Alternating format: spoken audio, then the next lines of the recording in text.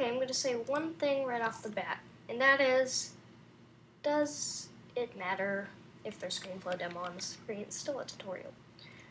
But we are going to do some 3D motion tracking in After Effects CS6 to make this solid move with the movement of the camera. Now, here's the thing. This camera, we didn't have to do any keyframes with it. It did automatically, but here's our final result. Moves along with it. And even all those shakes, it just stays there as if it was really there.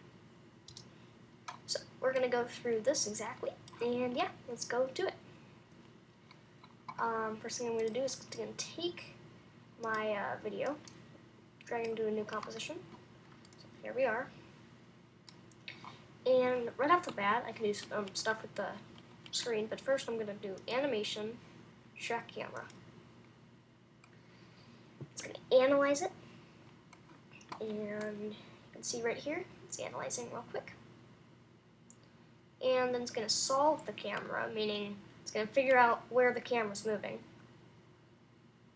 And there we are. Now it's solving the camera, and now we have this. If you were using a tripod pan, like where you're panning back and forth, it'd be able to create a depth of how the floor is shaped and stuff like that. But now we can go into the advanced settings, and we have a few options here. We have the solve method, which is auto detect, or it's typical scene, mostly flat, or it's a tripod pan, self-explanatory. We have a 2D source or 3D source, or shot type is a fixed angle view or a variable zoom. I usually use this, but variable zoom, it means if you're moving around the place. Now, the detailed analysis gives you more tracking points for more accurate analysis, but it's not really necessary if you already have this many trackers. And by the way, these do stick on there, as you can see. But average error is about 0.60 pixels, meaning that's the error. If that's under 1 or under 2, you're fine. But after we've done all this, we can just hit Create Camera, and that creates a camera for us.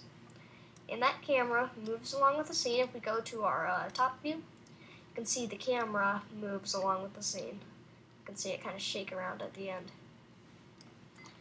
And once we're done with that, we can go back to the active camera, and wait, I never actually, oh yeah, this 3D tracker camera.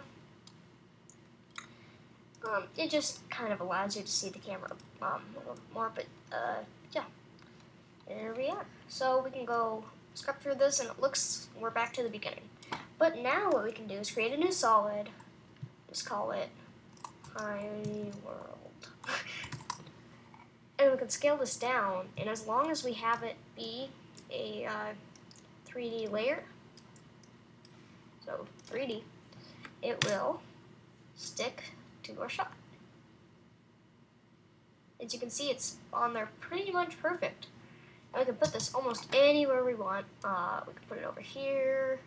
We can even put it back here, and once it finds it, so then it'll move back there, and that's popped up back there.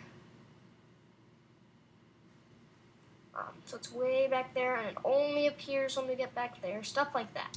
This is mainly used, for me anyway, when you're using stuff like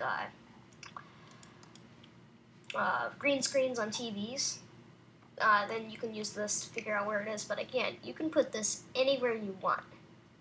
As you can see, as we move it, the axis changes, which is pretty cool, because it's kind of in a different view of the camera.